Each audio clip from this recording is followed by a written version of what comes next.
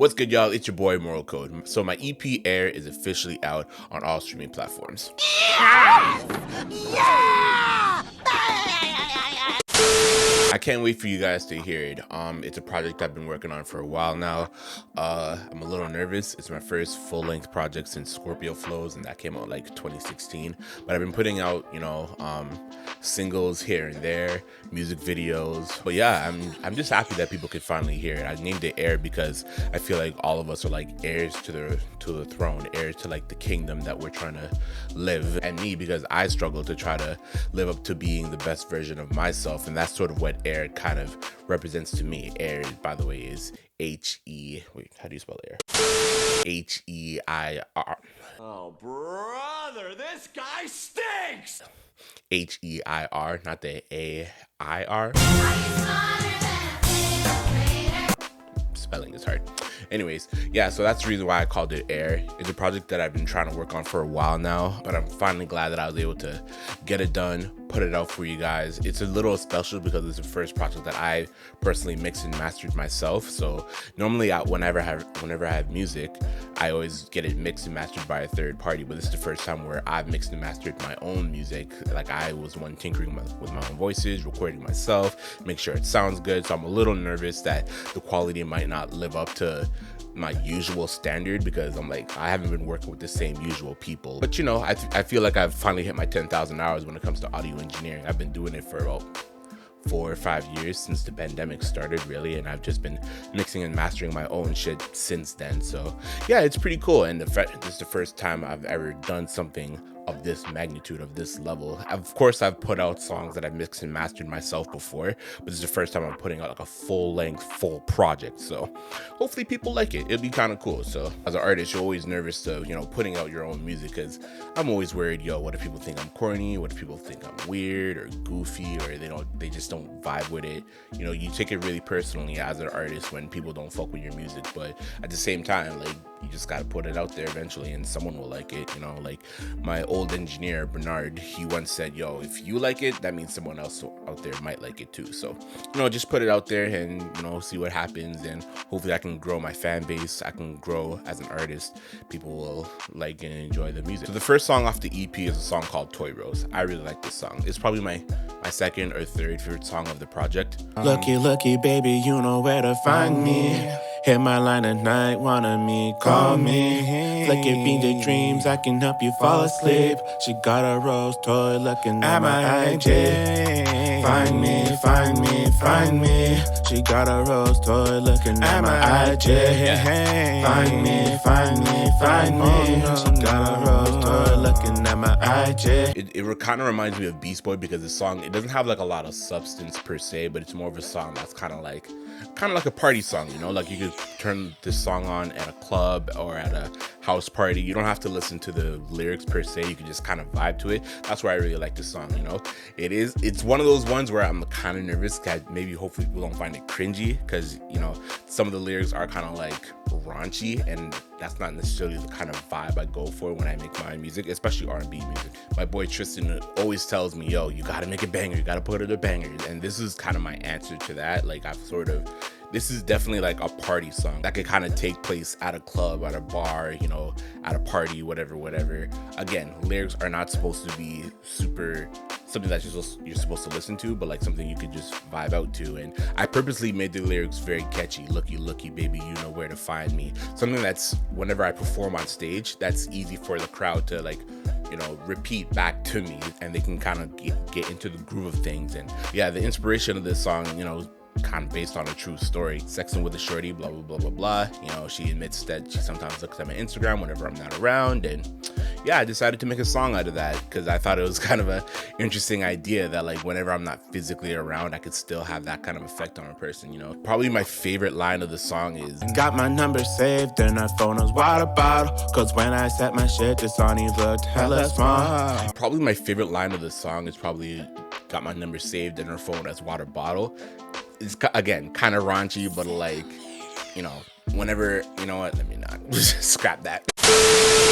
And this was the first song of the EP, kind of like as an introduction. Like that's another thing too about this EP, the songs aren't 100% coherent, for lack of a better phrase. Like they don't all sound the same. I wish they all have a bit of a similar vibe to them, but that's just sort of how the project came out. They all have a bit of a different vibe, sort of showing off my versatility. My next project is definitely going to be more coherent. They're definitely going to have more of a overarching theme and overarching vibe and sound that it's going for. But this one, because it's my first project in a while, I just feel like I just wanted to put out a body of work, but the next time is going to be a bit more cohesive. But anyways, this is the first song I wanted to put out on the EP because, you know, I feel like it was probably the best sonically sounding, and I wanted to get like people to have like a good first impression with the music. So the second song on the album is called Avalanche. You're not special, oh no. Sure, she's bad, but she's not all that. You're a snowflake in an avalanche. Girl, you're not special. You're not special, no, no, no. Sure, she's bad, but she's not all that. You're a snowflake in an avalanche. Girl, you're not. So Avalanche is a pretty dope song because, again, it comes from like a real life experience about, you know, I went out on a date with a girl and she thought she was all that, but like a snowflake in an avalanche where like, yeah, you're cool, but like there's 1,000 other girls just like you, so don't think you're too fire, you know what I'm saying? So that's kind of why I like this song, because it comes from real life experience, as most of my songs do. But again, this song is very similar to like Spadina, where Spadina, I'm not worried about you, I'm not worried about you. Hopefully it doesn't come off as too toxic. That's another thing too. Sometimes I'm worried that my music is gonna come off as too toxic or whatever. But yeah, it's sort of like, yo, like if things don't work out with you, I'm not worried because there's gonna be another shorty just like you, a snowflake in an avalanche, bro. There's bare things just like you, so who cares? Again, I made the lyrics kind of, it's not one of those songs that you have to like listen to because the lyrics aren't like super duper important, but like I made the lyrics that are like, you're not special, you know, yada yada yada, like stuff that's like easy for like fans to like repeat, you know. So like whenever I'm at a show and I need the audience to like learn the lyrics to my song, they can quickly learn the lyrics to Avalanche. Same with Toy Rose, very easy songs to like learn the lyrics of really quickly so you can sing along and vibe to. Like again, a bit of a party song, a bit of a summer song, like, so that's why I kind of wanted to put this EP out as quickly as possible so I could have people kind of enjoy the music like for like the last couple weeks of summer. Summer. Actress to understand Summer. all the roles and the entire season's Summer. Bit of a party next door kind of vibe, but I really like this song. It's maybe not like my number one favorite song on the track because again, it doesn't really lack a lot of substance, but it is one of those songs that you can just vibe to and just, you know, appreciate when you're at like a house party. Third song of the album, or EP, whatever you want to call it. It's called Meet Me at the Fire. Meet me at the fire tonight. Meet me at the fire tonight. Meet me at the fire tonight. Ooh, baby, I wanna see you eye to eye. Oh no, see you eye to eye. Yeah, yeah, yeah. See you eye to eye. Oh no, see you eye to eye. Okay, so the third song off my EP is a song called Meet Me at the Fire. It's the only love song of the EP. I feel like I've been writing a lot of love songs lately, so it's not something I typically tend to do. I know as an R&B artist, I'm supposed to like write like bare love songs about girls that broke my heart and shit and girls I'm messing with, yada yada yada, but writing love songs is not something I typically do, even though I do feel like I am a pretty good songwriter when it comes to love and shit, but it's not something I do often. But anyways, the only love song on the EP is a song called Meet Me at the Fire. It's inspired by a girl who I used to work with because she used to have bonfires all the time. I don't really go to them because, you know, bonfires are boring. It's not really my thing, socializing and shit, yada yada yada. But anyways, it's basically a story about how, you know, I'm meeting up with a girl who I used to mess with. Her and I have mutual feelings, but like timing is never right. She's going off to do school, doing her own thing. I'm, you know, traveling on the road, working on music, this, that, and the third. So our love story can never truly mesh, can never truly collide. So that's sort of the meaning behind Meet Me at the Fire, and it was inspired by, you know, the girl who used to make bonfires at work. God, I hope she never sees this. I'm hopeful, yes I am hopeful for today. Bonfires at work. God, I hope she never sees this. I doubt she will. But anyways, yeah, this song, it's kind of, I was going for a bit of a Magic Jordan kind of vibe. Waves of Blue, I really like that song. And, you know, her the song, not her, the artist. like, anyways, that's another Magic Jordan song, but like I really love those guys. I try to sometimes make music that kind of sounds similar to them because I kind of want to get songs that sound like them. Duh. Anyways, yeah, that's kind of like my own take of their own style. It's a bit of like almost like an 80s kind of vibe, like an 80s pop rock kind of song. Not really, but that's what it kind of sounds like. But it's definitely a summer song. That's why I try to put out the single, Meet Me at the Fire, Meet Me at the Corner at the Parking Lot Garage.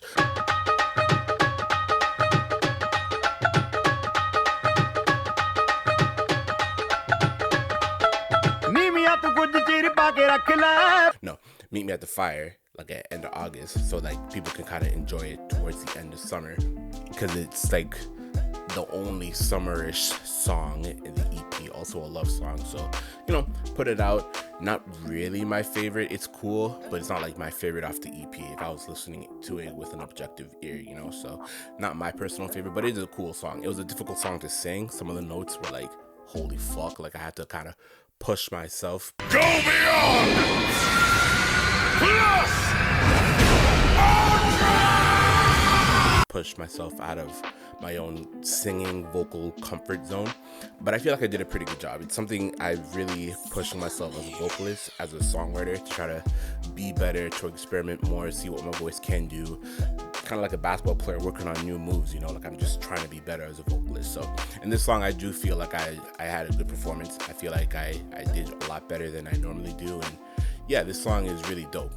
Maybe not my favorite song on the EP, but hopefully somebody likes it. I think it's cool. I still think it's cool even though it's not my favorite. I'm talking way too much.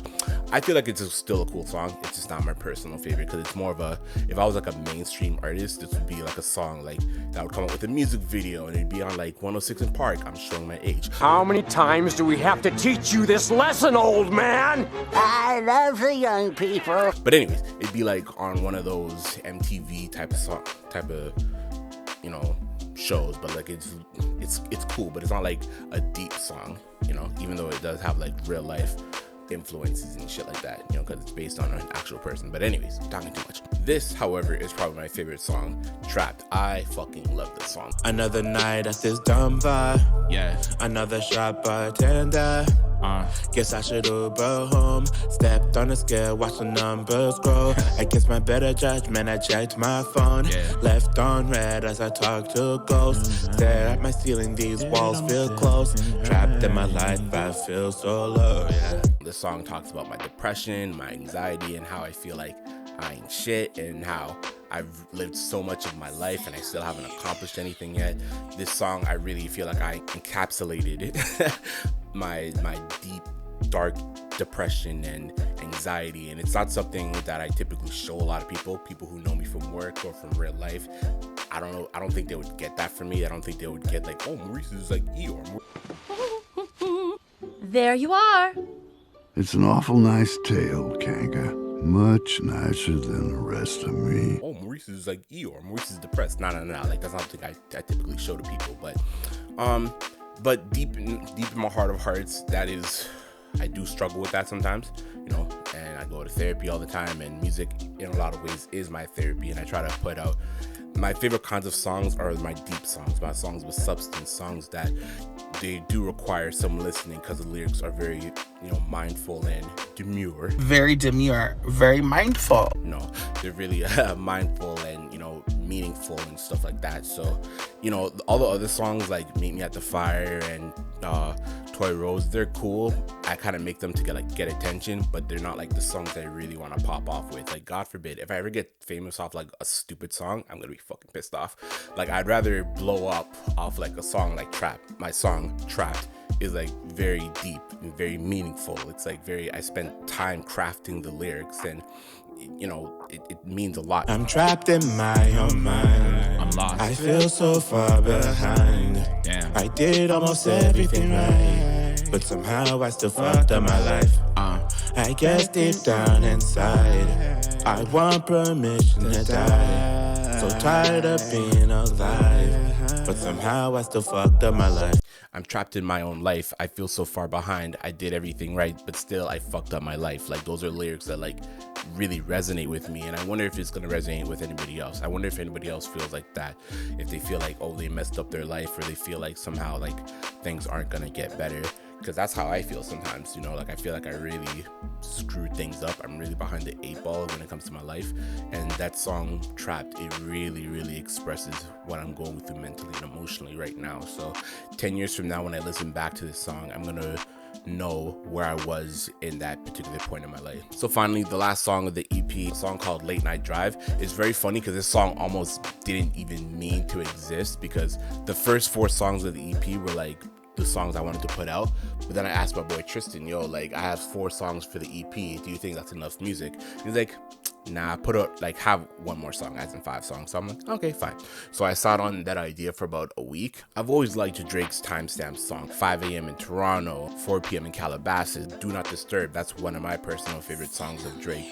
You know, Timestamp Drake, where he just raps for like a whole song, no chorus, no nothing, no singing. That's my favorite type of Drake, and I wanted to do something similar to that, especially as an outro, especially as like the last song of the EP, of the album, and I wanted to kind of stamp my approval and make my mark on the music.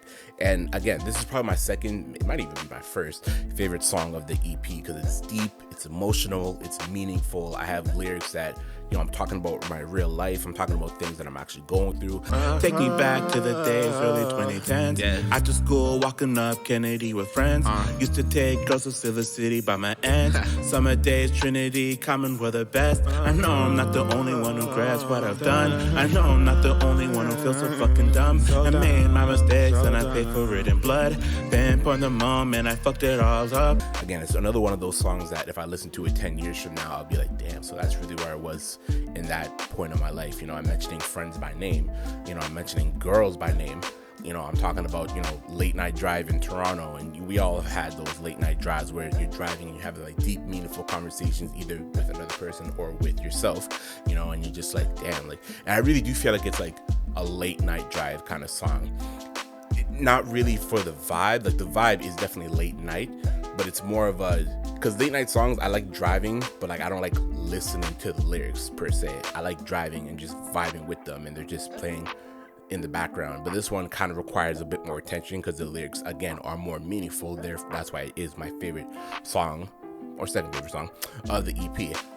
It's really dope. It was kind of inspired by Adele a million years ago, because she kind of wrote how she never became the adult that she wanted to be, and I resonated with that because I never became the man that I wanted to be. Staying off socials cause my anxiety. I'm lost like Zorro, ride solo, no rookie. Feeling like an NPC, I can't breathe. Went from ACC, nosebleeds to floor seats.